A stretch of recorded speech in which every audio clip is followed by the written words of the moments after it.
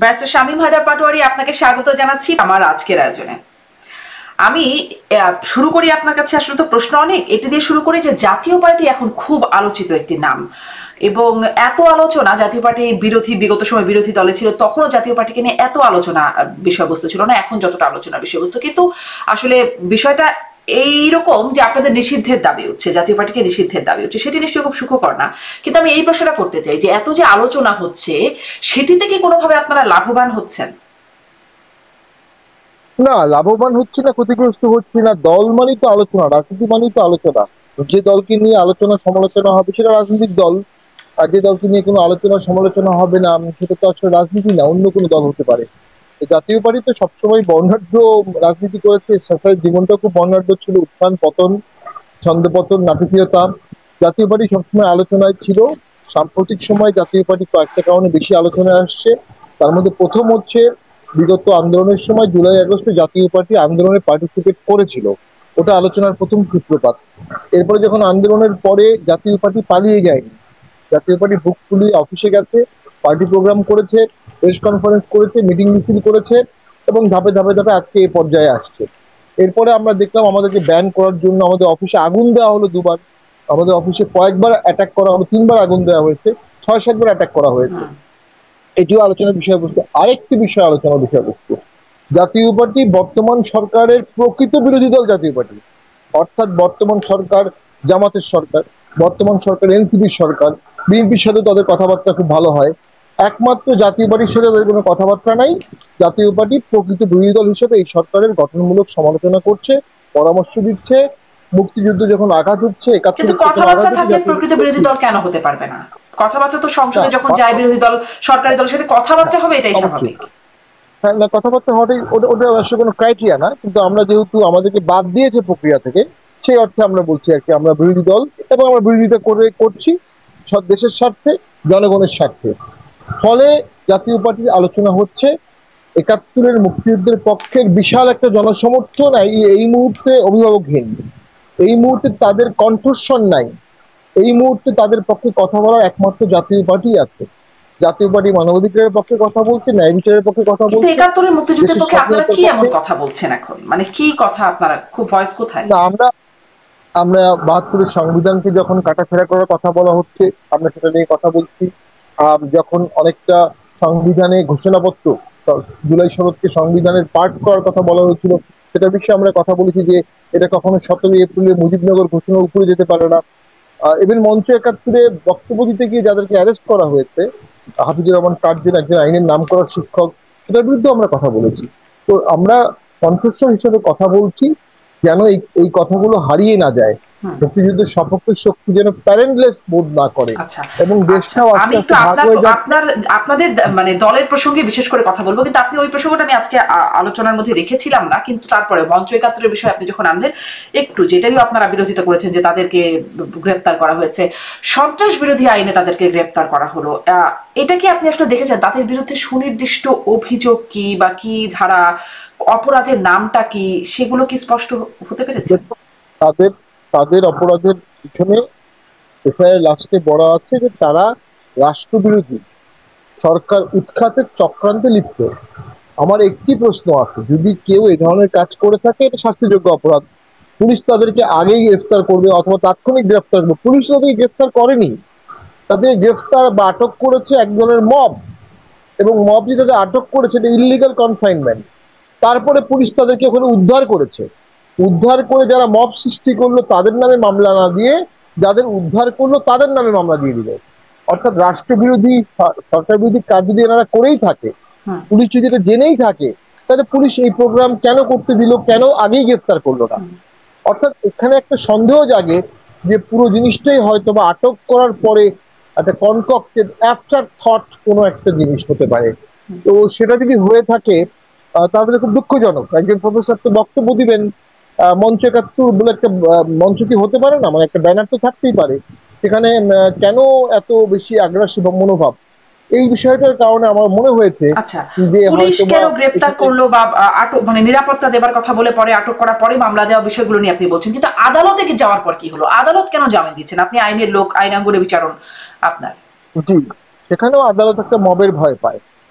প্রথম হচ্ছে ম্যাজিস্ট্রেট কোর্টে এই ধরনের মামলা জামিন দেওয়ার সুযোগ কম, সেশন কোর্ট কনসিডার করবে। তো আমরা বিগত সময় দেখেছি সেশন কোর্ট এসব মামলায় যেগুলো পলিটিক্যাল সেন্সেশন আছে ইদার ফর্ম, সেখানে জামিন দিচ্ছে না, হাইকোর্টও জামিন দিচ্ছে না, কোনো কোনো ক্ষেত্রে হাইকোর্ট বলেই দেয় আমরা পলিটিক্যাল মামলা শুনবো না। অর্থাৎ বিচার বিভাগ যে স্বাধীন আমরা বলছি, আসলে বিচার বিভাগ স্বাধীন বলার কোনো সুযোগ নাই।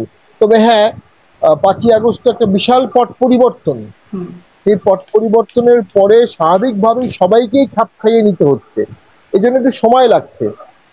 বাট অবশ্যই বিচার বিভাগ স্বাধীনভাবে কাজ করতে পারলে আরো অনেকের জামিন হতো।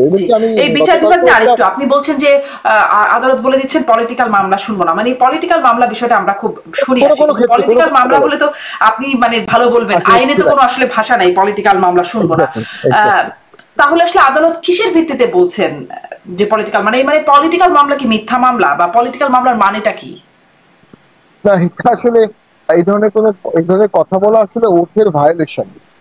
ওই যে মব, ওই যে সরকারি আইনজীবীরা বসে আছে কোন ধরনের মামলা জামিন দিচ্ছে, এবং গত পরশুদিনও স্বরাষ্ট্র মন্ত্রণালয়ের মিটিং হয়েছে, পত্রিকা দেখলাম, সেখানে বলেছে কি করে এটা জামিন পাচ্ছে, জামিন পাওয়া নিয়ে তারা প্রশ্ন তুলছে, বিচার বিভাগের উপর একটা চাপ প্রয়োগ করা হচ্ছে।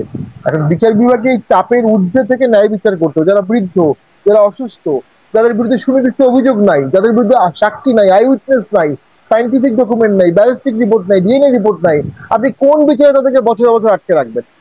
বেইলের যে গ্রাউন্ড, ওল্ড হলে, ইনফার্ম হলে, ওমেন হলে, বেজলেস হলে, তাকে কনভিকশনের চান্স না থাকলে তাকে জামিন দিতে পারেন।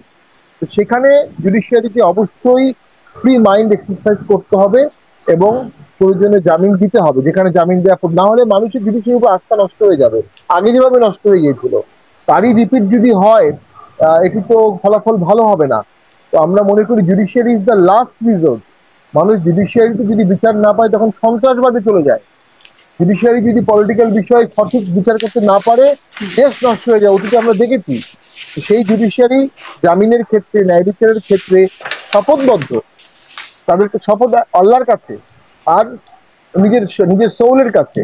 তো সেই সোলের কাছে যে শপথ তারা নিয়েছে, এটা তাদেরকে মানতে হবে। আর এই যে বিচার হচ্ছে না, এটারও কিন্তু একদিন প্রশ্ন আসবে, বিচার হবে, যে বিচার হলো না কেন, জামিন হলো না কেন, হাত করা পড়ানো হলো কেন, ডিম মারা হলো কেন, আপনারা তখন কি করেছেন, কেন রোল প্লে করেননি? এই রোল প্লে না করার কিন্তু দায়বদ্ধতা কোনো একদিন আসবে। যেমন আগের জন্য এখন দায়বদ্ধতার জায়গায় আনা হচ্ছে যে আপনারা তখন কি করেছেন, পদত্যাগে বাধ্য করা হচ্ছে, অনেক কাহিনী আছে। যাই হোক, সেদিকে আর না যাই, আরো অনেক বিষয় আজকে আসলে কথার প্রসঙ্গ আনবো বলে ভেবেছি। যেমন এই যে মানে আপনাদের মানে জাতীয় পার্টিকে নিষিদ্ধের বিষয়ে শুরু করলাম প্রশ্ন করাটা, সেটি এখন এত বেশি কেন আলোচনায় আসছে? এই প্রশ্নটির সাথে আমি এই বিষয়গুলো মনে হলো যে অ্যানালাইসিসের জায়গা করতে গেলে এই জায়গাগুলো আসে, যে সম্প্রতি সাবেক প্রধানমন্ত্রী শেখ হাসিনা, পতিত সরকারের প্রধানমন্ত্রী, তার এবং জাহাঙ্গীর কবির নানক, তার সাথে একটি ফোন আলাপ ফাঁস হয়েছে। সেই ফোন আলাপে শেখ হাসিনা বলছেন জাতীয় পার্টিকে জিন্দা লাশ হিসাবে আখ্যায়িত করছেন, এবং সেই জিন্দা লাশ এখন এসে মানে দ্বিখণ্ডিত হয়ে গেছে না, আর চাপের মুখে আছে নানান রকম বিষয়। এত কিছুর পরে সেই জিন্দা লাশকে নিয়ে এখন মানে রাজনীতি এত গুরুত্ব পাচ্ছে কেন, বা তাদের নিষিদ্ধ করার জন্য এত, আপনাদের নিষিদ্ধ করার জন্য এত বেশি জোরে সোরে কেন এক বছর পরে এসে? শেখ হাসিনা যখন আমাদেরকে জিন্দা লাশ বলেছে, তখন আমরা তার কাছে জিন্দা লাশ, তার কারণ আমরা তখন অলরেডি তার সাথে বলেছি তার মিটিং এ যাব না। বাইডেন 3rd আগস্টে একটা মিটিং ডেকেছিল সবাইকে, ওখানে আমরা যাইনি, এটা তার আগে পরে হতে পারে।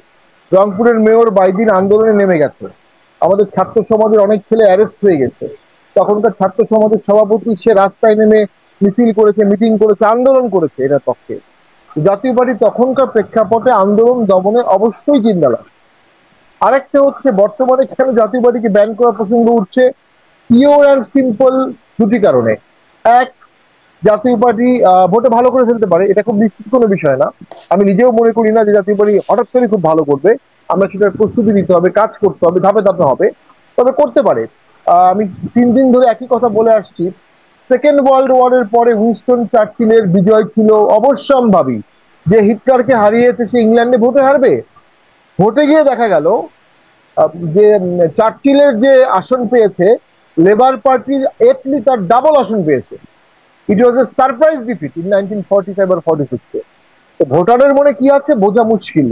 যারা জাতীয় পার্টির ব্যান করতে চাচ্ছে তারা ওই যে 59% আনডিসাইডেড ভোটার, তাদেরকে ভয় পাচ্ছে। তাদের একটা অংশ যদি জাতীয় পার্টিকে ভোট দিয়ে দেয়, জাতীয় পার্টি বিরোধী দল হতে পারে। তাদের একটা অংশ যদি জাতীয় পার্টিকে ভোট দেয়, জাতীয় পার্টি সরকারি দল হতে পারে। এইগুলো ইথারে ভাসছে।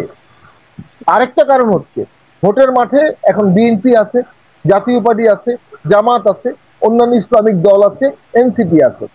যদি জাতীয় পার্টিকে ভোটের মাঠ থেকে সরিয়ে দেওয়া যায়, প্র্যাকটিক্যালি বিএনপি তখন কর্নার হয়ে যাবে, বিএনপির কণ্ঠরোধ হয়ে যাবে, বিএনপির চাপে থাকবে। জামাত যেটা বলবে বিএনপি আক্ষরিক অর্থে তাই শুনতে বাধ্য থাকবে। এই যে বিএনপিকে বাধ্য করার জন্য জাতীয় পার্টিকে ব্যান করা হচ্ছে। কারণ যখন জাতীয় পার্টি থাকবে তখন জাতীয় পার্টির সহ একটা ভারসাম্যমূলক রাজনীতি হবে। তো সেই ভারসাম্যটা জামাত তার নিজের কন্ট্রোল নিতে চাচ্ছে, এনসিপি তার নিজের কন্ট্রোল নিতে চাচ্ছে, গণ অধিকার পরিষদ তাদের প্রক্সি হিসাবে এই যাত্রাটা শুরু করেছে। এটা কমপ্লিটলি নির্বাচনকে নিয়ন্ত্রণ করার চেষ্টা। যে চেষ্টা গণ অধিকার পরিষদ কার প্রক্সি হিসেবে এই আন্দোলন শুরু করেছে? এই যে জামাত এবং এনসিপি এখন যেটা ব্যান করতে চাচ্ছে গণ অধিকার পরিষদ, এটা 15 দিন, 1 মাস 2 মাস আগে চেয়েছে। তো এই যে 14 সালে ভোটটা নিয়ে কি প্রশ্ন, 14 সালে ভোট আওয়ামী লীগ নিয়ন্ত্রণ করেছে, ফলাফল ভোটের আগেই নিয়ন্ত্রণ করেছে, 18 সালেও করেছে, 24 সালেও করেছে। তাহলে এখন যারা জাতীয় পার্টির ব্যান করছে তারাও নির্বাচনের ফলাফলটা আগেই নিয়ন্ত্রণ করতে চাচ্ছে। আবার একই সাথে তারা বলছে ফ্রি ফেয়ার ইলেকশন চাই, লেভেল প্লেইং ফিল্ড চাই। আপনি ফেয়ার ইলেকশন চাচ্ছেন, লেভেল প্লেইং ফিল্ড চাচ্ছেন, তারপরে বলছেন একটা দল ব্যান করে দিতে হবে। অলরেডি একটা দল সেমি ব্যান আছে। তাহলে আপনার তো কন্ট্রাডিক্টরি স্টেটমেন্ট। গণতন্ত্রের জন্য যে আন্দোলন হয়েছিল, যারা এই আন্দোলন করেছিল তারা তো বোঝা যাচ্ছে গণতন্ত্রের জন্য আন্দোলন করেনি, তারা নিজের ক্ষমতার জন্য আন্দোলন গেছে। আরেকটা হচ্ছে জাতীয় পার্টিকে ব্যান করলে হয়তো বা ফেব্রুয়ারিতে ভোটটা হবে না, আরো 6 মাস, 1 বছর, 2 বছর, 3 বছর এভাবেই দেশ চলবে। তাহলে গণতন্ত্র ছাড়া জাতীয় পার্টিকে ব্যান করলে কেন সময় লাগবে বেশি? যদি জাতীয় পার্টিকে ব্যান করা হয় আর জামাত বলে আমরা ভোটে যাব না, তাহলে বিএনপি ভোটের মতো একা থাকবে, ভোট হবে না। সিম্পল। এখন প্রশাসনে জামাতের যথেষ্ট আধিপত্য আছে, এনসিপির আছে, এনসিপির লোকজন সচিব নিয়োগ দিয়েছে, সিনিয়র সচিব, এটা আমরা আকাশে বাতাসে শুনেছি। সমস্ত ডিসি মধ্যে প্রভাব আছে, ভিসির মধ্যে প্রভাব আছে। তো এই অবস্থায় যদি কন্টিনিউ হয়, ভোটে না জিতেও সরকার চালানোর যে অসাধারণ মজা, এটা এনসিপি সহ অন্যরা পাচ্ছে। তারা ভোট না হলে অত্যন্ত খুশি, কিন্তু সেই হারে বিএনপি এই আনন্দটা নিতে পারেনি। অর্থাৎ এই সরকার আসার সাথে সাথেই প্রশাসনে একটা প্রতিযোগিতা হয়েছে, জামাত প্রশাসনে কতটুকু নিবে, বিএনপি কতটুকু নিবে, সেখানে বিএনপি পিছিয়ে পড়েছে। এবং বর্তমানে যদি এভাবে স্ট্যাটাস কো চলে তাহলে জামাতের কোনো অসুবিধা নাই, এনসিপির কোনো অসুবিধা নাই, কারণ তারা ভোটে জিতে সরকার গঠন করলে যে সুবিধা পেত তার থেকে বেশি সুবিধা পাচ্ছে। ঠিক সেই জায়গাতে জাতীয় পার্টি পথের কাটা হয়ে দাঁড়িয়েছে। জাতীয় পার্টিকে এই জন্য অনেকে ব্যান করতে চাচ্ছে। এটা সম্পূর্ণ অগণতান্ত্রিক, সম্পূর্ণ ইললিগাল, সম্পূর্ণভাবে ইমোরাল, অ্যাপলিটিক্যাল। এবং একটা নিবন্ধিত দল আর একটা নিবন্ধিত দলের ব্যান চাইতে পারে না, চাওয়া উচিত না। আমার তো সেই পাকিস্তান ব্রিটিশ পিরিয়ডের দল, এত সুদীর্ঘ একটি দল আমাদের ব্যান চাবে, আমরা এটা কষ্ট পেয়েছি। জি, আপনাদেরকে কষ্ট মানে আনন্দিত করবার কোনো প্রয়াস কারো নাই, কষ্ট দেওয়ারই হয়তো প্রয়াস আছে। একটু আসি যে আসলে আপনি ভোটারদের মন বোঝার কথা যেটি বলছিলেন ওখানে একটু কথা বলতে চাই, কিন্তু তার আগে ওই ফোনালাপটির কথা যেটি জিজ্ঞাসা করছিলাম যে জিন্দা লাশ যেখানে জাতীয় পার্টিকে বলা হলো, সেখানে জাতীয় পার্টি মানে সেখানে জাহাঙ্গীর কবির নানক শেখ হাসিনাকে বলছেন যে সব ঠিক আছে, বিহারিপট্টি বিহারিরা সব ঠিক আছে, কিন্তু সেন্টু কমিশনার, জাতীয় পার্টির সেন্টু কমিশনার, তিনি তার লোকদের নিয়ে কিছু ঝামেলা পাকাচ্ছেন, তাকে মানে খুবই নেগেটিভলি আসলে ওখানে চিত্রায়িত করছেন জাহাঙ্গীর কবির নানক, এবং তাকে পিক করে ফেলার নির্দেশ দিচ্ছেন শেখ হাসিনা, জাতীয় পার্টির তাদেরকে ছেকে ফেলার কথা বলছেন। এখানে একটু জানতে চাই সেই সেন্টু কমিশনার এখন কোথায়, তিনি কি করছেন? উনি আমাদের জাতীয় পার্টির খুব গুরুত্বপূর্ণ একজন নেতা ছিলেন। ওনার বেশ জনপ্রিয়তা ছিল, উনি কয়েকবার কমিশনার হয়েছিলেন। উনি কখনো রওশন এরশাদ গ্রুপে ছিলেন, এখন আনিস গ্রুপে আছেন। এই মুহূর্তে আমাদের গ্রুপে নাই, বাট ওনার প্রতি আমার পূর্ণ শ্রদ্ধা আছে। উনি আমার ঘনিষ্ঠ মানুষ, আমরা একসাথে অনেক গল্প করেছি, অনেক কথা বলেছি, এবং উনি একজন জনপ্রিয় মানুষ, অস্বীকার করা যাবে না। আপনাদের গ্রুপে নেই, আপনাদের যে আরেকটা গ্রুপ আছে জাতীয় পার্টি, আনিসুল ইসলাম মাহমুদ, মুজিবুর রহমান চুন্নু, সেখানে তাকে মাঝে মধ্যে দেখা যাচ্ছে, মাঝে মধ্যে দেখা যাচ্ছে তাদের গ্রুপে। তখন তিনি আমাদের সাথেই ছিলেন, তখন তো একটাই গ্রুপ ছিল, এখন দুইটা গ্রুপ। এই যে দুইটা গ্রুপ হয়ে গেল, আপনি বলছেন যে ভোটারদের মন বোঝা কঠিন, জাতীয় পার্টিকে মানে ভোট পেতে পারে এইরকম একটা আভাস দিচ্ছিলেন, পেলে কারা পাবে, লাঙ্গল প্রতীকটাই বা কাদের? এখন আপনারা তো দুই গ্রুপে বিভক্ত। দেখো আমাদের পার্টিতে একটু বেগনারি অ্যাপ্রোচ। পার্টি দেখবে দেশের ল আর পার্টির আভ্যন্তরীণ গঠনতন্ত্র, আমাদের গঠনতন্ত্র অনুযায়ী ডিএম কাদের ছাড়া অন্য কেউ লাঙ্গল পাওয়ার কোনো সম্ভাবনা নাই, কোনোভাবেই নাই। এত বড় ইলিগাল কাজ ইলেকশন কমিশন করতে পারবে না। তারা শপথ নিয়েছে আইন মানার জন্য। তো লাঙ্গল জিএম কাদেরই আছে, জিএম কাদেরই থাকবে। আর জাতীয় পার্টি ভেঙেছে 7 বার 8 বার 9 বার। এটা কেন ভেঙেছে? যখনই একটি বিদ্যমান সরকার তার কাঠামো অনুযায়ী জাতীয় পার্টিকে পরিচালনা করতে চায় এবং জাতীয় পার্টির মূলধারা সেই কাঠামো মানতে চায় না, তখনই জাতীয় পার্টিকে ভেঙে ফেলা হয়। যেমন 14 সালে এরশাদ স্যার ভোট বর্জন করলেন, তখন একটা গ্রুপ ভোটে চলে গেল। এরকম অনেকবার হয়েছে। এটা যে শুধু জাতীয় পার্টি হয়েছে তা কিন্তু না। আওয়ামী লীগে যখন ছিল, শেখ হাসিনা যখন আসলেন, তখন তো মিজান গ্রুপ ছিল আওয়ামী লীগে। আবার রাজ্জাক সাহেবের বাকশাল ছিল, কাস্তে গ্রুপ। তো কাস্তের কারণে কিন্তু 96 সালে 91 সালে অনেক ভোট পেয়ে আওয়ামী লীগ হেরে গেছে কাস্তে মার্কার কারণে। তো সেরকম গ্রুপিং ছিল। আবার 111-এর সময় একটা গ্রুপ সংস্কারবাদী হয়ে গিয়েছিল। আবার বিএনপিতে কিন্তু এই কয়দিন আগে তৌহিদুল আলম খন্দকার, শমশের মোমিন তারা কিন্তু একটা ভাঙা দল করেছে। এর আগে বিএনপি বি চৌধুরী ভেঙেছে, অলি আহমেদ ভেঙেছে, তো বিএনপিও ভেঙেছে। তো আমরা মনে করি যে শুধু জাতীয় পার্টি ভেঙেছে তা কিন্তু না, অন্য দলগুলোও ভেঙেছে। তবে সামনে আমরা মনে করি ভোটারদের মধ্যে যেহেতু 71-এর চেতনা জাতীয় পার্টি ধারণ করে, লালন করে, এরশাদ স্যারের কথাবার্তা স্পষ্ট বোঝা যায়।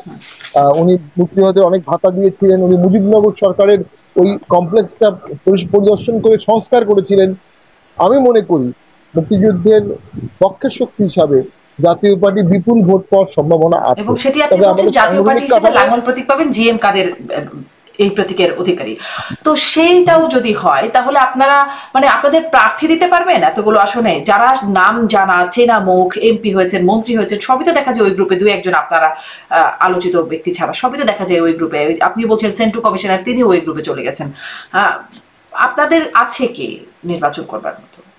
আমাদের আমাদের যারা আছে তারা অনেকেই আগে ভোট করেছেন, সাবেক এমপি এমন অনেকে আছেন, নতুন এমপি ভোট করার সক্ষম এমন অনেকে আছেন। পাশাপাশি আমরা মনে করি যেহেতু মুক্তিযুদ্ধের শপথের শক্তি বিশাল একটি মাঠ ফাঁকা আছে, সেখানে অনেকেই নতুন যোগ দিয়ে জনপ্রিয়, স্থানীয়ভাবে জনপ্রিয় অনেকে ভোট করতে পারেন, ভোটে আমাদের দলে আসতে পারেন। আমরা আশাবাদী আমরা যোগ্য প্রার্থী দিতে পারবো এবং জনগণ ভোট দেবে।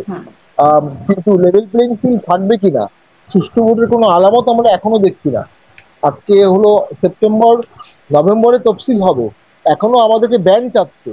তফসিলের 2 মাস আগে একটা দলের ব্যান চাচ্ছে এবং সেটা নিয়ে আন্দোলন হচ্ছে। সে দেশে সুষ্ঠু ভোট হবে কিভাবে? সে দেশে লেভেল প্লেইং ফিল্ড হবে কিভাবে? সরকার তো এই বিষয়ে নিরপেক্ষ না, সরকার এনসিপির সরকার। জি, লেভেল প্লেইং ফিল্ডের কথা বলছেন আপনি। বলছেন যে আরো অনেকেই আসতে পারে আপনাদের দলে, কিন্তু যারা চলে গেলেন আপনাদের দল ছেড়ে বা বিভক্ত হয়ে গেলেন, দল ছেড়ে চলে গেলেন কিনা মানে বিভক্ত হয়ে গেলেন আর একটা গ্রুপে ভাগ হয়ে গেলেন, তারা কি আসবেন? তাদের সাথে মিটমাটের কি কোনো সম্ভাবনা আছে? এখন আমার খুব শ্রদ্ধাভাজন একজন ব্যক্তি মিজান চৌধুরী, তাকে নিয়ে 3টা গল্প বলি। যে উনি যখন 91 সালে সংসদে গেলেন তখন ওনাকে কেউ কথা বলতে দিবে না, কারণ তখন জাস্ট জাতীয় পার্টির পতন হয়েছে। তো উনি প্রথমেই বঙ্গবন্ধুর নামে খুব সুন্দর কথা বললেন, আওয়ামী লীগের এমপিরা চুপ হয়ে গেল। এরপর জিয়াউর রহমানের পক্ষে কথা বললেন, বিএনপির এমপিরা চুপ হয়ে গেল। এরপর উনি বললেন এরশাদকে মুক্তি দেওয়া উচিত, তখন আর কেউ হইচই করলো না।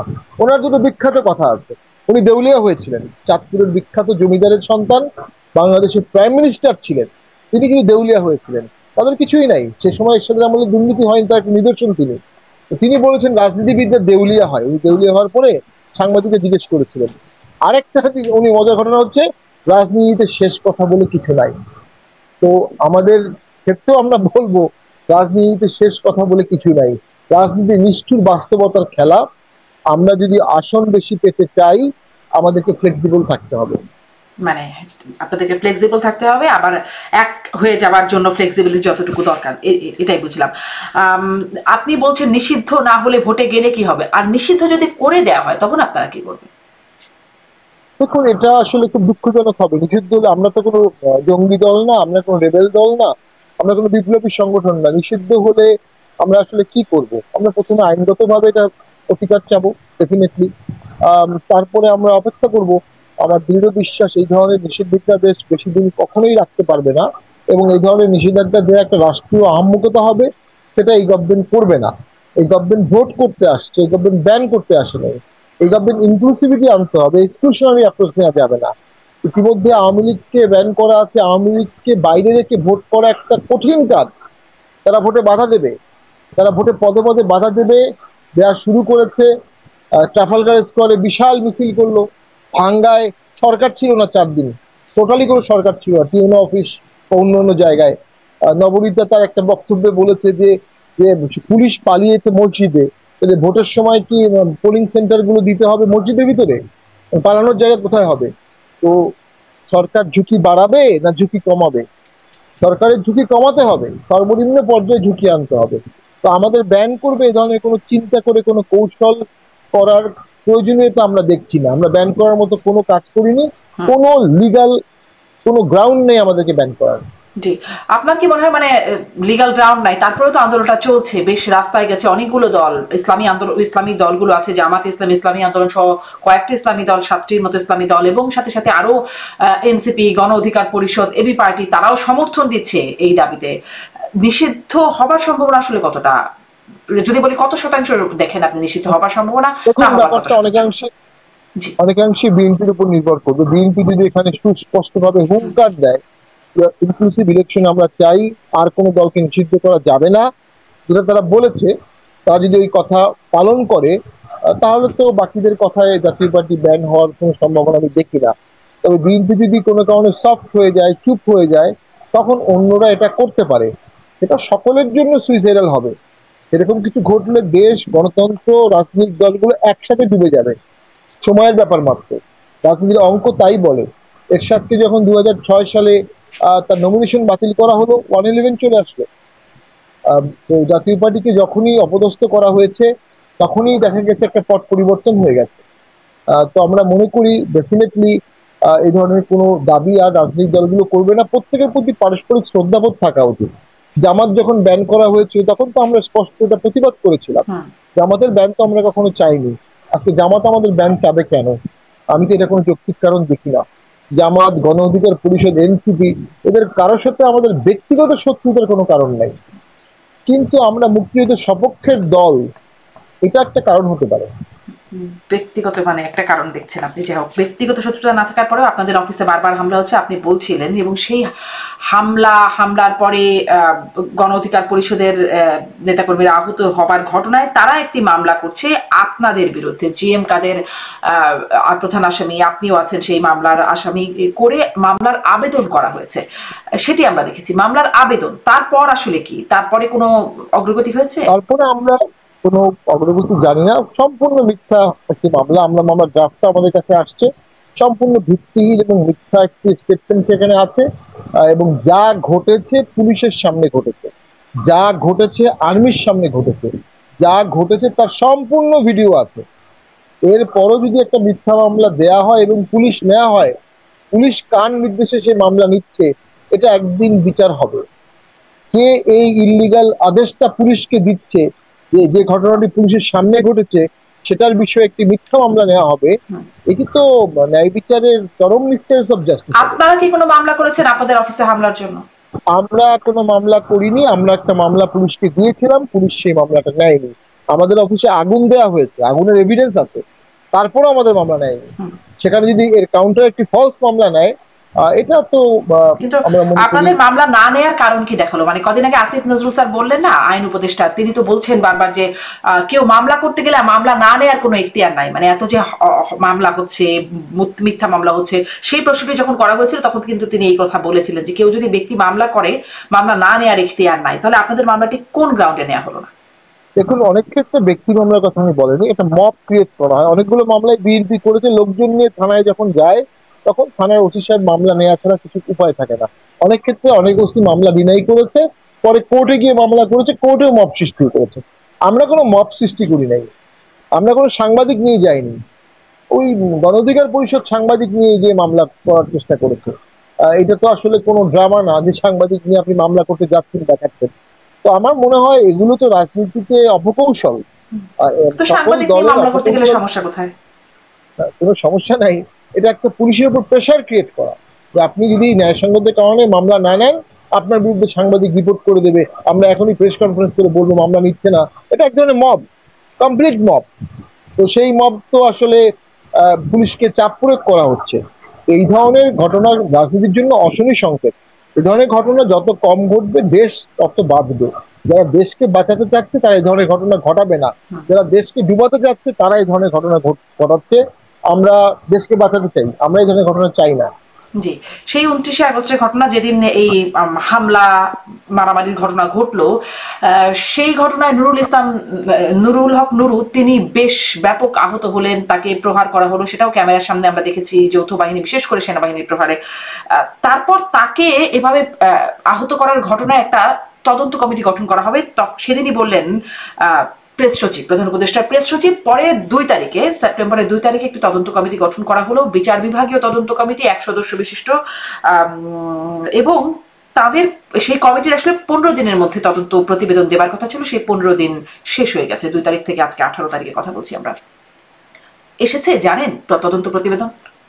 15 দিনের মধ্যে দেওয়ার কথা, 15 দিন শেষ। যতটুকু জানি সেখানে 15 দিন না 1 মাস সময় দেওয়া হয়েছে খুব সম্ভবত, যদিও আমি শিওর না। সেখানে আমি দেখেছি যেটা, ওখানে টার্মসটা খুব আপত্তিকর।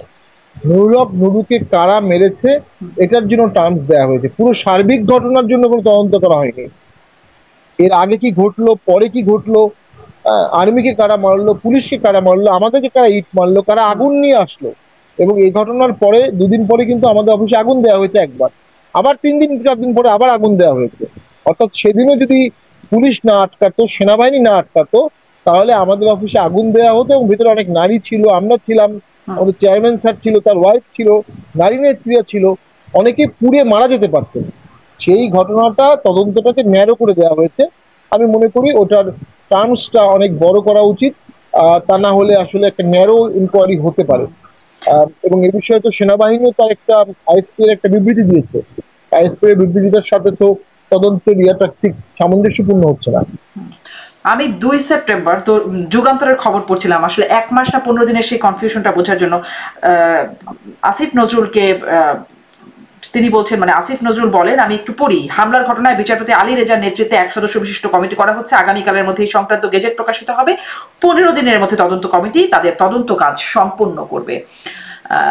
তবে আমি গেজেটে মনে হয় 30 দিন দেখেছি, যাক এটা পরে আমরা গেজেটটা আমি দেখেছিলাম। আচ্ছা, গেজেটে তাহলে প্রথমে 15 দিন বলা হলে পরে হয়তো বেশি বাড়িয়ে দেওয়া হচ্ছে, মানে সেটাই তদন্ত কমিটি আসলে ঠিক তদন্ত প্রতিবেদন দিচ্ছে কিনা। এর আগে অনেক তদন্ত, এটাও একটু আপনার কাছে প্রশ্ন করতে চাই, যদিও এই ঠিক এই প্রাসঙ্গিক না, তারপরেও প্রশ্ন করতে চাই যে আপনারাও সংসদে ছিলেন, সরকারের বিভিন্ন জায়গায় কাজ করেছেন, তো কোনো তদন্ত কমিটির সাথে কখনো কাজ করেছেন, কোনো তদন্ত কমিটি? কারণ তদন্ত কমিটিগুলোর তদন্ত প্রতিবেদন খুব যে পাওয়া যায়, মানে ঘটনা যত আলোচিত হয় প্রতিবেদন ততটা আলোচিত ভাবে আসে না বা পাওয়াও যায় না। একটা ঘটনা তো খুবই মনে পড়ে, প্রায় কথায় কথায় আসে, যে যখন সাবেক রাষ্ট্রপতি আব্দুল হামিদ তিনি দেশের বাইরে গেলেন চিকিৎসা নেওয়ার জন্য, তখন পালিয়ে গেছেন তিনি, এরকম একটা হাইপ উঠলো। তখন বর্তমান স্বরাষ্ট্র উপদেষ্টা তিনি বললেন এটি নিয়ে তদন্ত কমিটি গঠিত হচ্ছে, 3 সদস্য বিশিষ্ট 3 জন উপদেষ্টাকে নিয়ে তদন্ত কমিটি হলো, আরো অনেক কিছু হলো। তারপরে সেই উনি আবার ফিরেও আসলেন, সেই তদন্ত কমিটির প্রতিবেদন আর কোনোদিন এলো না, অল্প দিনের মধ্যে প্রতিবেদন দেবার কথা ছিল। একটু বলবেন এই তদন্ত কমিটিগুলো কি করে, আপনাদের কোনো অভিজ্ঞতা আছে কিনা? না, আমাদের আমার মনে আছে, আমি যখন ছাত্র ছিলাম, ঢাকা ভার্সিটিতে কিছুদিন করেছিলাম, তখন হলের মধ্যে গিয়ে পুলিশরা মেয়েদেরকে র্যাভেজ করেছিল একবার। সেটার বিরুদ্ধে আনোয়ারুল্লাহ চৌধুরীর বিরুদ্ধে একটা ম্যাসিভ আন্দোলন হয়, ভিসি পদত্যাগ করেন, একজন বিচারপতির অধীনে একটি প্রাথমিক তদন্ত করা হয়, জয়নাল আবেদিন সাহেব। সকলে এটা নিয়ে হাসাহাসি করেছিল, কারণ জয়নাল আবেদিন ঠিক ফেয়ার রিপোর্ট দিবেন এটাকে বিশ্বাস করেনি। পরে জাস্টিস সুলতানকে দিয়ে একটা রিপোর্ট করা হয়, সেখানে মেয়েরা বলে রেপ ছাড়া আমাদেরকে সবকিছু করেছে। ওই রিপোর্টটা তখন সত্য নিষ্ঠ রিপোর্ট হিসেবে আসে। এর বাইরে তদন্ত কমিটির পক্ষে আসলে ওই জায়গায় গিয়ে জনে জনে কথা বলা, ভিডিওগুলো দেখে সঠিক রিপোর্ট দেওয়া খুব কঠিন। জুলাই আগস্টের সময় লাস্টে একটা তদন্ত কমিটি করা হলো আবু সাইদের মৃত্যুকে কেন্দ্র করে, উনি রিপোর্ট দেওয়ার আগে সরকারই চলে গেল। তো এটা তো এত সহজ ব্যাপার না আসলে। তো আমার মনে হয় এই বিষয়টি, ভিডিওগুলো আছে, কে আগে প্রভোগ করেছে, কাকে সরে যেতে বলা হয়েছে, সরে গেছে কিনা, কে পুলিশের গায়ে হাত দিয়েছে, কে সেনাবাহিনীর গায়ে হাত দিয়েছে, সেনাবাহিনীর গায়ে হাত দেওয়ার পর সেনাবাহিনী কি করবে, পুলিশের গায়ে হাত দেওয়ার পর পুলিশ কি করবে। আগুন নিয়ে একটা বাড়িতে আগুন দিতে যাচ্ছেন 50 জন মব, সেখানে পুলিশ সেনাবাহিনী কি করবে? আগুনের হাত থেকে মানুষকে বাঁচাবে না লাঠি চার্জ করবে? এই জায়গাতে অবশ্যই সুচিন্তিত মতামত, অবজেক্টিভ অপিনিয়ন দিতে হবে। না, আমরা দেখেছি আগুনের হাত থেকে বাঁচানোর পরে একদম তাদের কার্যালয়ের সামনে গিয়ে তাদেরকে মারা হয়েছে, বাথরুম থেকে বের করে এনে মারা হয়েছে, মানে এরকম ঘটনা ঘটেছে। সেটি নিশ্চয়ই আগুনের হাত থেকে বাঁচানোর জন্য না। এরকম অভিযোগ এসেছে, সেটা ক্যামেরাতেই দেখা গেছে, সেটা অভিযোগ না, আপনি ক্যামেরার কথা বলছেন, আমরা তো দেখেছি ক্যামেরাতে ভিডিও এখানে। হ্যাঁ, কিন্তু তার আগে অনেকক্ষণ তারা ওখানে বসেছিল, অনেকক্ষণ পুলিশ তাদেরকে বুঝিয়েছে, অনেকক্ষণ তাদেরকে আর্মি বুঝিয়েছে, অনেকক্ষণ বোঝানোর পরে একটা পর্যায়ে গিয়ে ঘটনাগুলো ঘটেছে। এর আগে বড় বড় ইট মেরে পুলিশ আহত হয়েছে, 5 জন পুলিশ এবং সেনা সদস্য আহত হয়েছে, 5 জন। তাদের মধ্যে কেউ ইটের আঘাতে মারাও যেতে পারতো, বিশাল বিশাল ইট। আমাদেরকেও মেরেছে অনেকগুলো, আমাদেরও 30 জন আহত হয়েছে ওই দিন, 4-5 জন সিরিয়াসলি ইনজুর্ড হয়েছে। এরপরে লাঠিচার্জের ঘটনাটা আসছে। তো আমরা মনে করি অবশ্যই রাজনৈতিক নেতাকে সসম্মান করা উচিত। কেন একজন রাজনৈতিক নেতা তার দলবল নিয়ে আরেকটা অফিসে আগুন দিতে যাবে? কেন? এই ফান্ডামেন্টাল এই রাজনৈতিক শিষ্টাচার না থাকলে রাজনীতি করা উচিত না। কেন ব্যান চাবে না একটা দলের? এটা তো কোনো রাজনীতি হতে পারে না। তো এটা একটা অপরাজনীতি, এটা যেন বন্ধ হয় সেদিকে আমাদের সকলের নজর রাখতে হবে। পাশাপাশি নুরুল হক টুলু আমাদের খুব প্রিয় ব্যক্তি, সাহসী মানুষ, তার জন্য আমরা দোয়া করি সে সুস্থ হয়ে উঠুক, পরিপূর্ণ সুস্থ হয়ে উঠুক এই কামনা করি। জি, এই যে আমরা দেখছি আপনাদের নিষিদ্ধের দাবি সহ আরো কয়েকটি দাবি, 5টি দাবি নিয়ে জামাত এখন রাস্তায় নামছে, আন্দোলনে নেমেছে, পিআর এর দাবি সহ কয়েকটি দাবি আছে। তো এই ঐক্যমতের টেবিল থেকে, আলোচনার টেবিল থেকে যে রাস্তায় নামা, এবং আমরা দেখেছি অতীতে তারা আসলে অনেক বড় জনসমাবেশ করতে পারে, সোহরাওয়ার্দী উদ্যানের সমাবেশে অনেক লোক সমাগম হয় তাদের সমাবেশে। সম্প্রতি জাকসু নির্বাচনে তাদের একটা শক্তিমত্তার বহিঃপ্রকাশ ঘটেছে। তাদের যে অবস্থান, সেখান থেকে তারা এখন রাস্তায়ও নামছে, আলোচনা টেবিলে আছে। কেমন চাপ আসলে প্রয়োগ তারা করতে পারবে? এই চাপের প্রভাব কি? এই চাপটা ঠিক কার কার উপর পড়বে? বিএনপির উপর কত পড়বে? সরকারের উপর কেমন চাপ পড়বে? কি মনে হয়? জাকসু নির্বাচনের পরে জামাত অসম্ভব কনফিডেন্ট, এবং অনেক টকশোতে তারা বিএনপি নেতাকে ধমক দিচ্ছে, ঝগড়া করছে, টেবিল চাপটাচ্ছে, আঙ্গুল দেখাচ্ছে। এগুলো আগে ছিল না, এই ভোটের পরে হয়ে গেল। এবং তার সাথে যুক্ত হলো জাতীয় পার্টিকে ব্যান করার এই দাবি, পিআর দাবিটাও জোরদার হলো। মুখ্য উদ্দেশ্য হচ্ছে ভোটটা না করা। আর একটা জিনিস যোগ হয়েছে, বিশেষ সাংবিধানিক আদেশে সংবিধানের সংস্কারগুলো করে ফেলা। এটা কিভাবে আসলো আমি জানি না, এবং আলী রিয়াজ সাহেবও ওইদিকে ইঙ্গিত দিচ্ছেন। বিশেষ সাংবিধানিক অর্ডার, পিও, এটা দিয়ে তারা সংবিধানের অ্যামেন্ডমেন্ট গুলো আনতে চাচ্ছেন। সংবিধানের অ্যামেন্ডমেন্ট আপনি প্রেসিডেন্সিয়াল অর্ডিন্যান্স দিয়েও আনতে পারবেন না। অর্ডিন্যান্সের ক্ষেত্রে লিমিটেশন হচ্ছে সংবিধানে কোনো সংযোজন বিয়োজন করা যাবে না, কোনো বিয়োজন করা যাবে না, পরিবর্তন করা যাবে না। সেখানে আপনি একটা প্রেসিডেন্সিয়াল কনস্টিটিউশনাল অর্ডার আনবেন। প্রেসিডেন্সিয়াল অর্ডার তখনই হয় যখন সংবিধান সাসপেন্ডেড থাকে, অথবা যখন গণপরিষদ থাকে, কনস্টিটিউয়েন্ট অ্যাসেম্বলি থাকে। পাকিস্তান সৃষ্টির পরে আমাদের অনেক প্রেসিডেন্সিয়াল অর্ডার ছিল, 1951, 52, কারণ তখন সংবিধান ছিল না। আবার 1972-ও একটা প্রেসিডেন্সিয়াল অর্ডার অনেকগুলো আছে, যেমন আমাদের RPO, representation of peoples order, এটা কিন্তু পিপলস অর্ডার, কারণ তখন গণপরিষদ ছিল, যে কারণে পিপলস অর্ডার দেওয়া হয়েছে। এখন তো সংবিধান আছে, ইট ইজ নট সাসপেন্ডেড। সংবিধান যদি সাসপেন্ডেড না থাকে, তাহলে সংবিধানের পরিবর্তনটা আপনাকে সংবিধান মাফিক করতে হবে। সংবিধানে বলা আছে সংবিধান কিভাবে পরিবর্তন হবে, সংসদে হবে। সংসদ ছাড়া আপনি কোনোভাবেই সেখানে কোনো সংবিধান সংশোধন করতে পারবেন না। গণভোটের কথা বলা হচ্ছে, সংবিধানে গণভোট নাই। আপনি সংবিধানে হাত রেখে শপথ নিয়ে এখন সংবিধান সংশোধন করবেন, সংবিধান ভঙ্গ করে। আপনি গণভোট আনবেন সংবিধান ভঙ্গ করে। এটা ভোটের পরে সংসদের প্রথম অধিবেশনে এই আদেশগুলো এনে সেখানে অ্যামেন্ডমেন্ট করা যেত, এটাই হতো যৌক্তিক। কিন্তু এক্ষেত্রে বিএনপিকে বিশ্বাস করছে না কেউ কাউকে। সেক্ষেত্রে অল দল একটা সেটেলমেন্ট করতে পারে যে দলই ক্ষমতায় আসবে সংসদের প্রথম অধিবেশনে এই বিলগুলো আসবে এবং এটা পাশ করা হবে, এবং গণভোট সহ।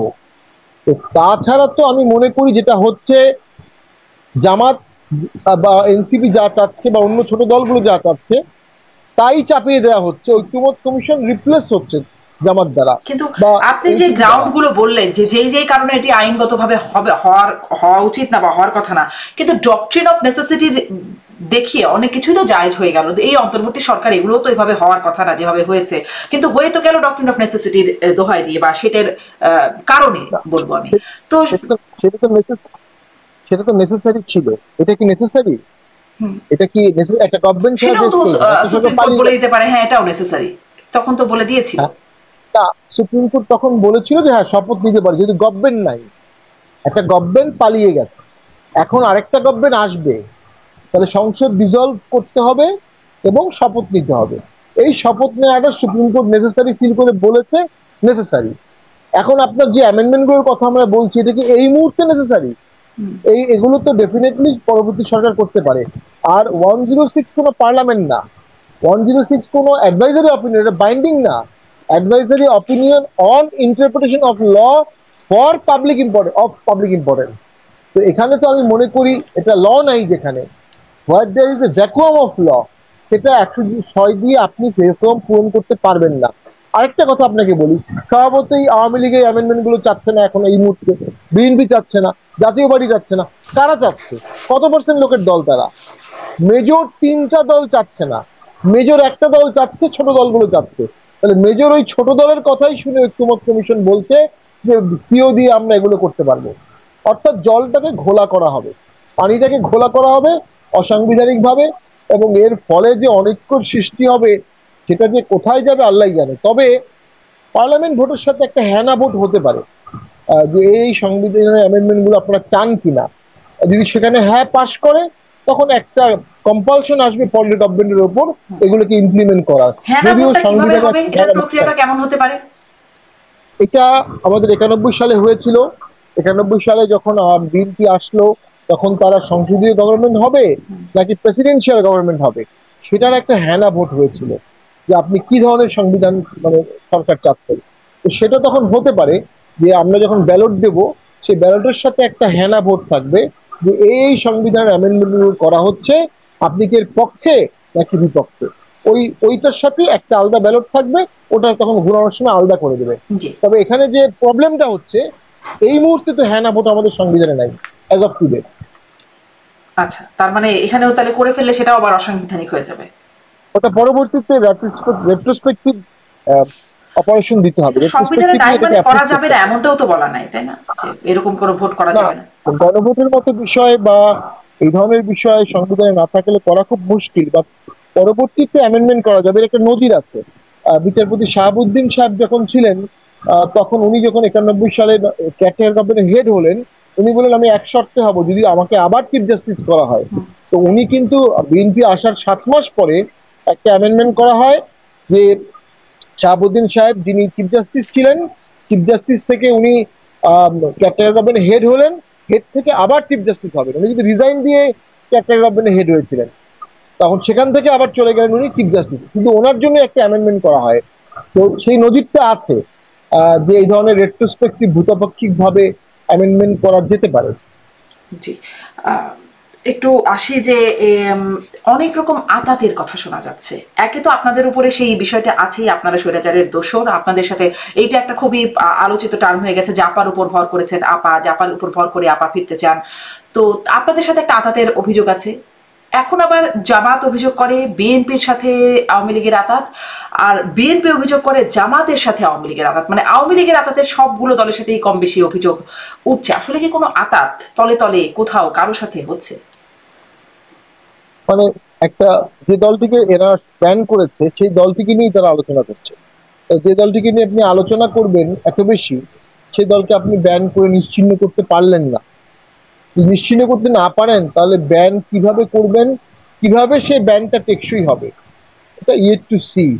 আওয়ামী লীগের বিরুদ্ধে গণহত্যার অভিযোগ আছে নেতৃবৃন্দের বিরুদ্ধে, কিন্তু দল আওয়ামী লীগকে ব্যান করে একটা রাজনৈতিক সলিউশন অত্যন্ত কঠিন। আমি মনে করি যে পরিমাণ মামলা আওয়ামী লীগের শীর্ষ নেতৃবৃন্দের বিরুদ্ধে হয়েছে, তারা ভোটে অংশগ্রহণ করতে পারবে না। অর্থাৎ চিহ্নিত অপরাধী বা চিহ্নিত যারা প্যাট্রন ছিল অপরাধগুলোর, তারা ইতিমধ্যে ভোটের মাঠ থেকে আউট হয়ে গেছে। দল হিসেবে এখন আওয়ামী লীগকে অলটুগেদার দূরে রাখা অনেকগুলো কমপ্লিকেশন সামনে নিয়ে আসবে, যে কমপ্লিকেশনসটা হ্যান্ডেল করার মতো প্রশাসনিক কাঠামো এখন বাংলাদেশে নাই। এক আওয়ামী লীগকে ঠেকাতেই তো ভোট নষ্ট হয়ে যাবে ভোটের সময়। ভোটের বাকি কাজগুলো প্রশাসন কিভাবে করবে, বাকি কাজগুলো পুলিশ কিভাবে করবে, এবং যখন দেখা যাবে যে পুলিশ প্রশাসন আওয়ামী লীগকে হ্যান্ডেল করতে পারছে না, তখন স্বাভাবিকভাবে সেখানে জামাত এগিয়ে আসবে। তো দেখা যাবে জামাতের সাথে ইভেনচুয়ালি জামাত ভার্সেস আওয়ামী লীগ একটা যুদ্ধ হয়ে যেতে পারে। তো সেটা তো অ্যাভয়েড করতে হবে যে কোনো মূল্যে, যেন সেটা না হয়। একটা ইনক্লুসিভ ভোটের মাধ্যমে যদি সমাধান হয়, সেটাই করতে হবে। কিন্তু এই যে মানে অনেক কিছু হতে পারে, অনেক পূর্বাভাসের কথা বলছেন বা সবাই বলছে, একটা বিষয় আমরা দেখলাম এই ডাকসু জাকসু নির্বাচনের ক্ষেত্রে কৌশলগত দিক থেকে জামাত এগিয়ে আছে। তারা অনেক আগে থেকে পরিকল্পনা করেছে, তাদের প্যানেল রেডি করা ছিল, তাদের প্রস্তুতি ছিল, যেখানে আসলে ছাত্র দলের প্যানেলের প্রস্তুতির জায়গার অভাব দেখা হচ্ছে এবং এটি একটা কারণ হিসেবে চিহ্নিত করা হচ্ছে ছাত্র দলের হারের পেছনে। এখনো কিন্তু দেখা যাচ্ছে যে জামাতের 300 আসনে প্রার্থী রেডি আছে, জামাত সেই প্রস্তুতিও আছে, আবার অন্যদিকে পিআর পদ্ধতি দাবি আদায়ও তারা আছে।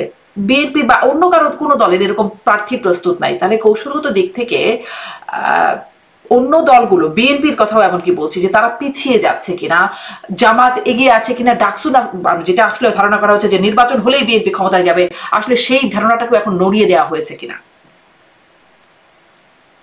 নড়িয়ে দেওয়া হয়েছে। আর এটা একসেপ্ট করতে হবে, ডাকসু এবং ডাকসুর নির্বাচন একটা টার্নিং পয়েন্ট, একটা ওয়েক আপ কল, একটা হুইসেল। ট্রেডিশনাল পলিটিক্সে একটা চিট ধরে গেছে, বিএনপির কনফিডেন্সের চিট ধরে গেছে, আমাদের হিসাব নিকাশ উল্টোপাল্টা করে দিয়েছে। জামাত ফুল টাইম রাজনীতি করে, জামাত একদম নেটওয়ার্কের রাজনীতি করে, তাদের দলীয় নেতাকর্মীর প্রতি প্রচন্ড টেক কেয়ার করে, তাদের টেক কেয়ার গুলো দেখে অন্যরাও উদ্বুদ্ধ হয় এবং তারা টার্গেট দিয়ে দেয়, তুমি এতগুলো ভোট নিয়ে আসবে, তুমি এতজনকে মোটিভেট করবে। ফুল টাইম জব শিবিরের ক্ষেত্রে বা জামাতে, এবং মেধাবী ছেলেপেলেও সেখানে আছে। শিক্ষা প্রতিষ্ঠানে তারা যখন একচ্ছত্র করে ফেলেছে, কনস্টিটিউয়েন্সি গুলোর শিক্ষা প্রতিষ্ঠানেও তাদের প্রভাব দেখা যাবে। 300 কনস্টিটিউয়েন্সির মেইন যে শিক্ষা প্রতিষ্ঠানগুলো, সেখানেও দেখা যাবে জামাত ইতিমধ্যে অনেক প্রভাবিত হয়ে গেছে। তারপরও এদেশের মানুষ, সাধারণ মানুষের একটা অংশ সাধারণত জামাত কখনো ফ্লোটিং ভোট পায় না, সাধারণত জামাত তার ফিক্সড ক্যাডার ভোটটাই পায়। এবারের ভোটে তার থেকে বেশি কিছু ভোট পেতে পারে, তবে এর বাইরেও বিপুল ভোট আছে। আর একটা ফ্যাক্টর বা কয়েকটা ফ্যাক্টর ডাকসু ভোটে রিলেভেন্ট ছিল, এখানে ছাত্রত্বটা কে, ছাত্রত্ব নেতৃত্ব কারা, শুধু ন্যাশনাল ভোটে অনেকগুলো ফ্যাক্টর কাজ করবে, অনেকগুলো ফ্যাক্টর। এখানে নারী ভোটাররা কি ভাবছে, যদিও নারী ভোটাররা ডাকসুতে প্রচুর ভোট দিয়েছে শিবিরের প্রার্থীকে, সেই সব মিলিয়ে জটিল ইকুয়েশন। তবে ওই যে বললাম, এখনো 59% জরিপে আসতেছে আনডিসাইডেড। সে আনডিসাইডেড ভোটটা জামাত পাওয়ার সম্ভাবনা কিছুটা কম। যদিও জামাতের অনেক পজিটিভ ভোটের ফ্যাক্টর আছে, তার মধ্যে একটা হচ্ছে তারা কখনো ক্ষমতায় সরকার গঠন করেনি, তারা একটা চান্স চাবে, তারা ভোটে কর্মীগুলো খুব ডেডিকেটেডলি কাজ করবে। চাঁদাবাজির বৃহৎ অভিযোগ জামাতের বিরুদ্ধে নাই, বিএনপির বিরুদ্ধে চাঁদাবাজির অভিযোগের কারণে বিএনপির পারসেপশনটা নষ্ট হয়ে যাচ্ছে। দলীয় কোন্দল জামাতের মধ্যে নাই আপাত দৃষ্টিতে। এই ফ্যাক্টরগুলো জামাতকে শক্তিশালী করেছে, কোনো সন্দেহ নাই। তবে এর বাইরেও আরো অনেক ফ্যাক্টর আছে যেটা জামাত বিরোধী শক্তিকেও শক্তিশালী করবে। জি, অনেকগুলো ফ্যাক্টরের কথা বলছিলেন। আতাতের কথা জিজ্ঞাসা করছিলাম আমি। এবার একটু নির্বাচন বানচালের ষড়যন্ত্রের কথা বলি। সেটাও আসলে সবাই এখন বলছেন, বিএনপি তো অনেক আগে থেকেই বলছে নির্বাচন বানচালের ষড়যন্ত্র হচ্ছে। আমরা দেখলাম এটি এখন সরকারের মধ্যে থেকেও বলা হচ্ছে যে নির্বাচন বানচালের ষড়যন্ত্র চলছে এবং সেটি করার কোনো সুযোগ নাই, এরকম বার্তাও দেওয়া হচ্ছে। বানচালের ষড়যন্ত্র আসলে কেউ করছে কি, কেন করছে, কারা করছে বলে মনে হয়? বর্তমান সরকার এবং ঐক্যমত্য কমিশনের চেয়ারম্যান সহ আরো গুরুত্বপূর্ণ ব্যক্তিরা বারবার বলছে ফেব্রুয়ারিতে ইলেকশন করতে হবে, ফেব্রুয়ারিতে ইলেকশন করতে হবে, তা জিজ্ঞেস না করলেও বলছে। এই বারবার বলাটাই সন্দেহজনক। কেউ যখন তাকে জিজ্ঞেস করছে, তিনি একবার বলে দিয়েছেন ফেব্রুয়ারিতে ইলেকশন হবে। তো আমি মনে করি সরকার নিজেও কতটা ফেব্রুয়ারিতে ইলেকশন করতে প্রস্তুত আই ডাউট। ইলেকশন করার জন্য পুলিশ প্রশাসন, জনগণ, রাজনৈতিক দলগুলোকে যেভাবে এক করতে হয় আমরা সরকারের মধ্যে সেরকম নজির দেখিনি। একটা ছোট উদাহরণ দিই, ডক্টর ইউনূস স্যার 4 জন রাজনৈতিক প্রতিনিধিকে নিয়ে ইউএন সামিটে যাচ্ছেন, বিএনপি, এনসিপি, জামাত এবং আরেকটি দল। উনি 4 জনকে কেন পিক করলেন, কোন বেসিসে করলেন? তিনটি দল, বিএনপি, এনসিপি আর জামাত, তিনটি দল। তাহলে কোন বেসিসে উনি করলেন? উনি নিরপেক্ষ হলে তো উনি সবগুলো দলের একজন করে প্রতিনিধি নিয়ে যেতেন না বা কাউকে নিতেন না। তার মানে এখানেও একটা পিক এন্ড চুজ আছে, এখানে নিরপেক্ষতার প্রশ্নে। আমার ব্যক্তিগত অভিমত, সেখানে সামনের নির্বাচনের কোন একটি কাঠামো আলোচনা হবে এবং সেই কাঠামোতে বিএনপিকে কনভিন্স করানোর চেষ্টা করা হবে এবং ডক্টর ইউনূসের এক্সেলেন্ট ক্যারিশমার কাছে বিএনপি কনভিন্স হয়েও যেতে পারে। তো সেটা আসলে কি কাঠামো আমরা জানি না, বাট আমার মনে হয় সরকার ভোটের জন্য প্রস্তুতি নিতে পারছে না, বুঝাতে পারছে না এবং ভোটের জন্য প্রস্তুত না, উইলিং না, সদিচ্ছা ছিল না, সক্ষমতাও ছিল না, সদিচ্ছা অর্জন করেনি, সক্ষমতাও অর্জন করেনি। তো ভোটটা তো শুধু শুধু হবে না, 45,000 সেন্টারে ভোট হবে, 45,000 সেন্টার।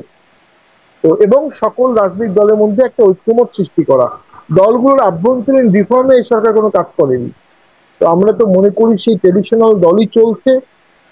ভোটিং ব্যবস্থার মধ্যেও যেসব অভিযোগ ছিল সেগুলো আসছে, পাশাপাশি দল ব্যান করে দিয়ে নির্বাচন নিয়ন্ত্রণের চেষ্টাও চলছে। এর মধ্যে তো নর্মাল একটি কেয়ারটেকার গভর্নমেন্ট ভোট করাও কঠিন হবে।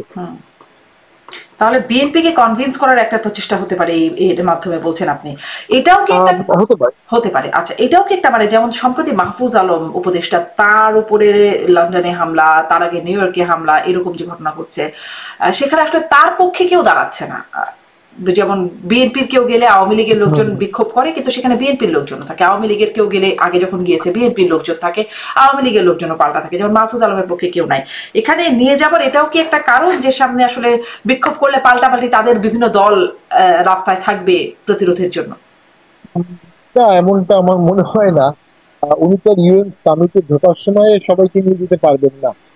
তো কোথাও না কোথাও ওনাকে একাই ফেস করতে হবে। এটা দুঃখজনক, বিদেশিরা বাংলাদেশে এভাবে করে বিক্ষোভ করে, দেশের ইমেজ খুব ক্ষুণ্ণ হয়। এটা আগেও হয়েছে, শেখ হাসিনার আমলেও হয়েছে, পরেও হয়েছে। কিন্তু আপনি যখন ব্যান করবেন তখন কি করবেন?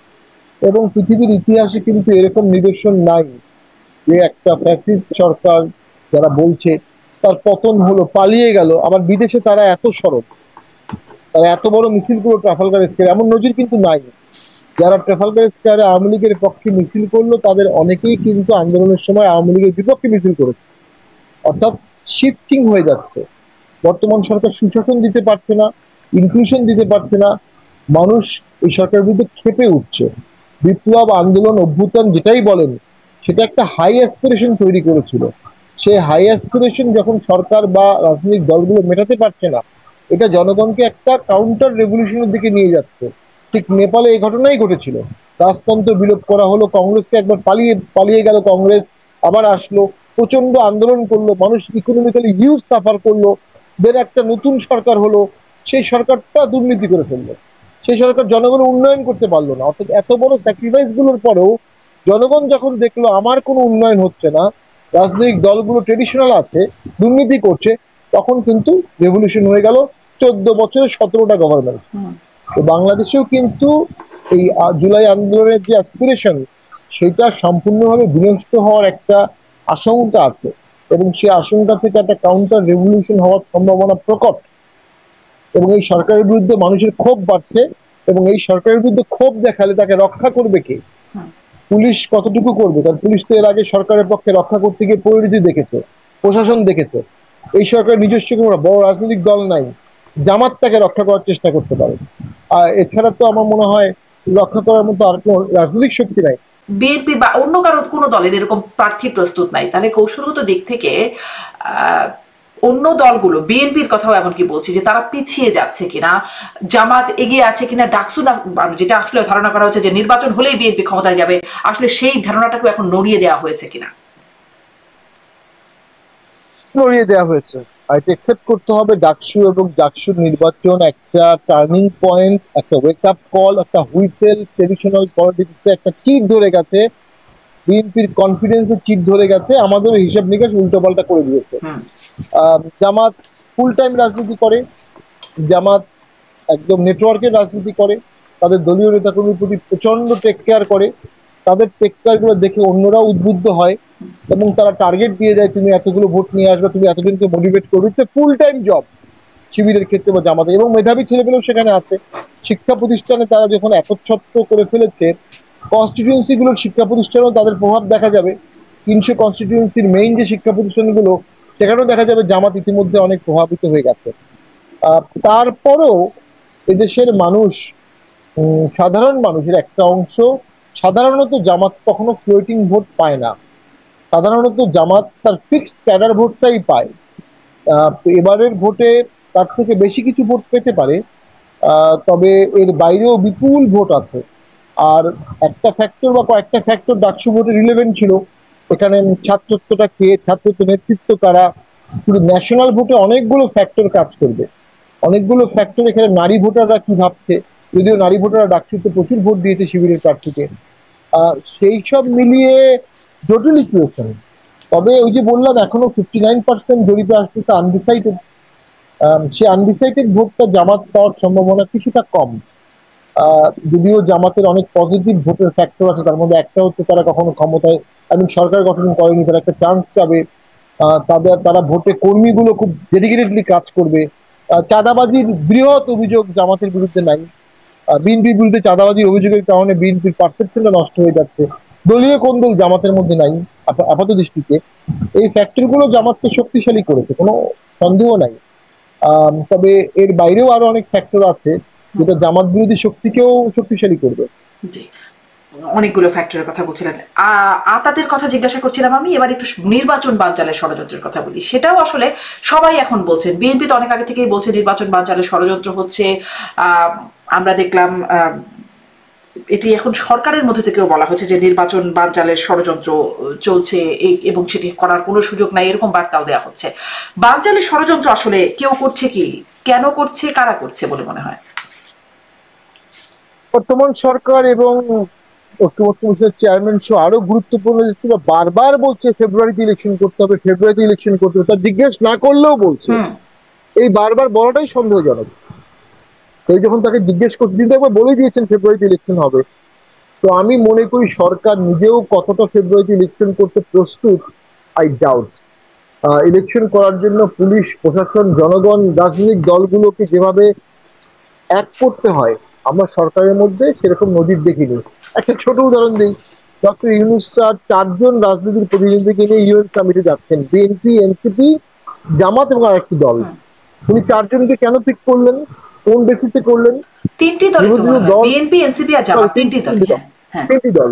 তাহলে কোন বেসিসে উনি করলেন? উনি নিরপেক্ষ হলে তো উনি সবগুলো দলের একজন করে প্রতিনিধি নিয়ে যেতেন না বা কাউকে নিতেন না। তার মানে এখানেও একটা পিক এন্ড চুজ আছে। এখানে নিরপেক্ষতার প্রশ্নে আমার ব্যক্তিগত অভিমত, সেখানে সামনের নির্বাচনের কোন একটি কাঠামো আলোচনা হবে এবং সেই কাঠামোতে বিএনপিকে কনভিন্স করানোর চেষ্টা করা হবে এবং ডক্টর ইউনূসের এক্সেলেন্ট ক্যারিশমার কাছে বিএনপি কনভিন্স হয়েও যেতে পারে। তো সেটা আসলে কি কাঠামো আমরা জানি না, বাট আমার মনে হয় সরকার ভোটের জন্য প্রস্তুতি নিতে পারছে না, গুছাতে পারছে না এবং ভোটের জন্য প্রস্তুত না, উইলিং না। সদিচ্ছা ছিল না, সক্ষমতাও ছিল না। সদিচ্ছা অর্জন করেনি, সক্ষমতাও অর্জন করেনি। তো ভোটটা তো শুধু শুধু হবে না। 45,000 সেন্টারে ভোট হবে, 45,000 সেন্টার। তো এবং সকল রাজনৈতিক দলের মধ্যে একটা ঐক্যমত সৃষ্টি করা। দলগুলোর আভ্যন্তরীণ রিফর্মে এই সরকার কোনো কাজ করেনি। তো আমরা তো মনে করি সেই ট্রেডিশনাল দলই চলছে। ভোটিং ব্যবস্থার মধ্যেও যেসব অভিযোগ ছিল সেগুলো আসছে, পাশাপাশি দল ব্যান করে দিয়ে নির্বাচন নিয়ন্ত্রণের চেষ্টাও চলছে। এর মধ্যে তো নর্মাল একটি কেয়ারটেকার গভর্নমেন্ট ভোট করাও কঠিন হবে। তাহলে বিএনপিকে কনভিন্স করার একটা প্রচেষ্টা হতে পারে এর মাধ্যমে বলছেন আপনি? এটাও কি হতে পারে? আচ্ছা, এটাও কি একটা মানে যেমন সম্প্রতি মাহফুজ আলম উপদেষ্টা, তার উপরে লন্ডনে হামলা, তার আগে নিউ ইয়র্কে হামলা, এরকম যে ঘটনা ঘটছে, সেখানে আসলে তার পক্ষে কেউ দাঁড়াচ্ছে না। যেমন বিএনপির কেউ গেলে আওয়ামী লীগের লোকজন বিক্ষোভ করে, কিন্তু সেখানে বিএনপির লোকজন থাকে। আওয়ামী লীগের কেউ গেলে, আগে যখন গিয়েছে, বিএনপির লোকজন থাকে, আওয়ামী লীগের লোকজনও পাল্টা থাকে। যেমন মাহফুজ আলমের পক্ষে কেউ নাই। এখানে নিয়ে যাবার এটাও কি একটা কারণ যে সামনে আসলে বিক্ষোভ করলে পাল্টাপাল্টি তাদের বিভিন্ন দল রাস্তায় থাকবে প্রতিরোধের জন্য? না, এমনটা আমার মনে হয় না। উনি তো ইউএন সামিটে ঢোকার সময় সবাইকে নিয়ে যেতে পারবেন না। তো কোথাও না কোথাও ওনাকে একাই ফেস করতে হবে। এটা দুঃখজনক, বিদেশিরা বাংলাদেশে এভাবে করে বিক্ষোভ করে, দেশের ইমেজ ক্ষুণ্ণ হয়। এটা আগেও হয়েছে, শেখ হাসিনার আমলেও হয়েছে, পরেও হয়েছে। কিন্তু আপনি যখন ব্যান করবেন তখন কি করবেন? এবং পৃথিবীর ইতিহাসে কিন্তু এরকম নিদর্শন নাই যে একটা ফ্যাসিস্ট সরকার যারা বলছে তার পতন হলো, পালিয়ে গেল, আবার বিদেশে তারা এত সরব, তারা এত বড় মিছিল করলো ট্রাফালগার স্কয়ারে, এমন নজির কিন্তু নাই। যারা ট্রাফালগার স্কয়ারে আওয়ামী লীগের পক্ষে মিছিল করলো তাদের অনেকেই কিন্তু আন্দোলনের সময় আওয়ামী লীগের বিপক্ষে মিছিল করেছে। অর্থাৎ শিফটিং হয়ে যাচ্ছে। বর্তমান সরকার সুশাসন দিতে পারছে না, ইনক্লুশন দিতে পারছে না। মানুষ এই সরকারের বিরুদ্ধে ক্ষেপে উঠছে। বিপ্লব, আন্দোলন, অভ্যুত্থান যেটাই বলেন, সেটা একটা হাই অ্যাসপিরেশন তৈরি করেছিল। সেই হাই অ্যাসপিরেশন যখন সরকার বা রাজনৈতিক দলগুলো মেটাতে পারছে না, এটা জনগণকে একটা কাউন্টার রেভলিউশনের দিকে নিয়ে যাচ্ছে। ঠিক নেপালে এই ঘটনাই ঘটেছিল, রাজতন্ত্র বিলোপ করা হলো, কংগ্রেসকে একবার পালিয়ে পালিয়ে গেল, কংগ্রেস আবার আসলো, প্রচন্ড আন্দোলন করলো, মানুষ ইকোনমিক্যালি হিউজ সাফার করলো, দেন একটা নতুন সরকার হলো, সেই সরকারটা দুর্নীতি করে ফেললো, সেই সরকার জনগণের উন্নয়ন করতে পারলো না। অর্থাৎ এত বড় স্যাক্রিফাইস গুলোর পরেও জনগণ যখন দেখলো আমার কোনো উন্নয়ন হচ্ছে না, রাজনৈতিক দলগুলো ট্রেডিশনাল আছে, দুর্নীতি করছে, তখন কিন্তু রেভলিউশন হয়ে গেল 14 বছরে 17টা গভর্নমেন্ট। তো বাংলাদেশেও কিন্তু এই জুলাই আন্দোলনের যে অ্যাসপিরেশন, সেটা সম্পূর্ণভাবে বিনষ্ট হওয়ার একটা আশঙ্কা আছে, এবং সেই আশঙ্কা থেকে একটা কাউন্টার রেভলিউশন হওয়ার সম্ভাবনা প্রকট। এবং এই সরকারের বিরুদ্ধে মানুষের ক্ষোভ বাড়ছে, এবং এই সরকারের বিরুদ্ধে ক্ষোভ দেখালে তাকে রক্ষা করবে কে? পুলিশ কতটুকু করবে? কারণ পুলিশ তো এর আগে সরকারের পক্ষে রক্ষা করতে গিয়ে পরিণতি দেখেছে, প্রশাসন দেখেছে। এই সরকার নিজস্ব কোনো বড় রাজনৈতিক দল নাই, জামাত তাকে রক্ষা করার চেষ্টা করতে পারে, আর এছাড়া তো আমার মনে হয় রক্ষা করার মতো আর কোনো রাজনৈতিক শক্তি নাই। তার মানে এই ক্ষোভের বহিঃপ্রকাশ কি নেপালের মতো হতে পারে? কোনো এক সময় হতে পারে, যদি সরকার ইনক্লুশন না করে, সরকার সঠিক সুশাসন না করে এবং দেশটাকে দুর্নীতিমুক্ত না করে। আমরা তো দেখলাম দুর্নীতি কমেনি, সুশাসন হয়নি, বিচার বিভাগের স্বাধীনতা হয়নি, মিডিয়া স্বাধীন না, মিডিয়ার লোকজনকে অ্যারেস্ট করা হচ্ছে, হ্যারাস করা হয়েছে। তাহলে একটি আগের সরকারের যে খারাপ দোষগুলো ছিল তার অনেকগুলোই তো আমরা দেখছি ধারাবাহিকতা চলছে। ধারাবাহিকতাই চলে, তাহলে মানুষ কেন ওই রক্ত দেওয়ার প্রতিশোধ নেবে না? যে রক্ত দিয়েছিলাম যে কারণে তোমরা সেটা করলা না, এটা জনগণের সাথে প্রতারণা, সেই প্রতারণার প্রতিশোধ জনগণ নেবে যদি এখন থেকে আমরা ঐক্যমতের পথে না হাঁটি। জি জি, আমি একটা প্রসঙ্গ বলছিলাম যে নির্বাচন বালচারের ষড়যন্ত্র অভিযোগ বিএনপি করছে, সরকারের মধ্যে থেকে উঠছে, এবং সরকারের মধ্যে একজন উপদেষ্টা যিনি আরো বিশেষভাবে আলোচিত, সরকারের উপদেষ্টা হিসেবে ছাড়াও ছাত্র নেতা তিনি আসিফ মাহমুদ, তিনি বলছেন যে ডিসেম্বরে যারা নির্বাচন চেয়েছিল তারাই এখন নির্বাচন বানচালের ষড়যন্ত্র। অনেক বিশ্লেষকরা আমি এই বিষয়ে যখন জিজ্ঞাসা করি তারা বলছেন যে এটি আসলে সেনাবাহিনীকে উদ্দেশ্য করে বলা হতে পারে, কারণ সেনাবাহিনী বারবার ডিসেম্বর ডিসেম্বর বলে ওই জায়গাটি বলেছিল, তারাই এখন মানে এইটা কি তার, এই বক্তব্যটাকে আপনি কিভাবে দেখেন সেটা একটু শুনি। দেখুন, ফেব্রুয়ারিতে নির্বাচন তো আসলে ঝুঁকিপূর্ণ, এবং বিএনপি এটাতে রাজি হওয়া ভুল করেছে।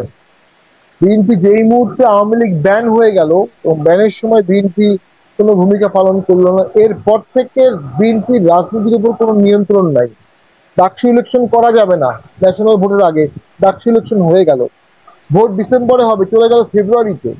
ফেব্রুয়ারির ভোটের পরপরই রোজা, কোনো কারণে ভোট যদি 7 দিন বা 10 দিন পিছিয়ে যায়, তাহলে রোজার কারণে ভোট একেবারে চলে যাবে সেই পরবর্তী ডিসেম্বরে। তো আমি তো মনে করি এখানে বিএনপি কিছু ভুল করে ফেলেছে।